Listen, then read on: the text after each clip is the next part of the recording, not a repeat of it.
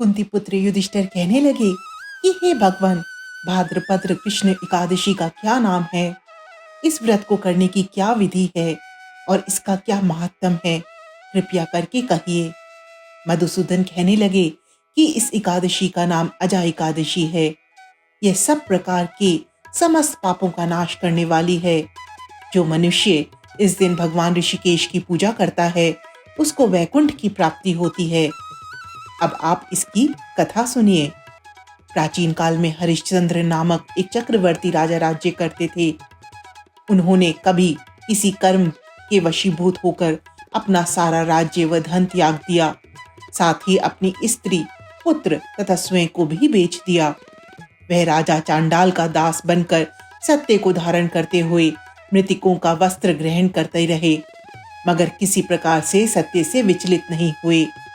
कई बार राजा चिंता के समुद्र में डूबकर अपने मन में विचार करने लगे कि मैं कहाँ जाऊं, क्या करूं जिससे मेरा उद्धार हो। इस प्रकार राजा को कई वर्ष बीत गए। एक दिन राजा इसी चिंता में बैठे हुए थे कि गौतम ऋषि आ पहुंचे। राजा ने उन्हें देखकर प्रणाम किया और अपनी सारी दुख भरी कहानी कह सुनाई। यह सुनकर गौतम ऋषि कहने लगे कि राजन, तुम्हारे भाग्य से आज से 7 दिन बाद भाद्रपद कृष्ण पक्ष की अजा नाम की एकादशी आएगी। तुम विधि पूर्वक उसका व्रत करना। गौतम ऋषि ने कहा कि इस व्रत के पुण्य प्रभाव से तुम्हारे समस्त पाप नष्ट हो जाएंगे। इस प्रकार राजा से कहकर गौतम ऋषि उसी समय अंतर्ध्यान हो गए। राजा ने उनके कथनानुसार एकादशी आने पर विधि पूर्वक व्रत व जागरण किया। उस व्रत के प्रभाव से राजा के समस्त पाप नष्ट हो गए। स्वर्ग से बाजे बजने लगे और पुष्पों की वर्षा होने लगी।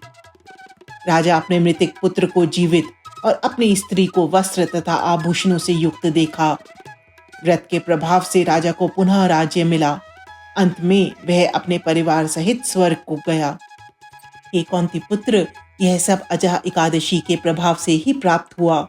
अतः जो मनुष्य यत्न के साथ विधि पूर्वक इस व्रत को करते हुए रात्रि जागरण करते हैं, उनके सभी पाप नष्ट हो जाते हैं और अंत में वे स्वर्ग लोक को प्राप्त होते हैं।